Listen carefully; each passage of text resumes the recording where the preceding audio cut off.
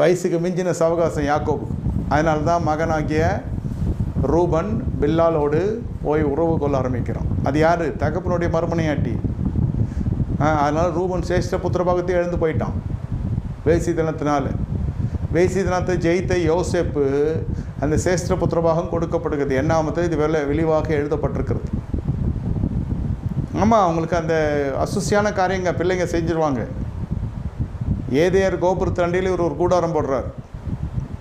அப்புறம் சீக்கிய மன்னத்தில் நிலத்தை வாங்கி ஒரு பலிபீடத்தை கட்டுறார்.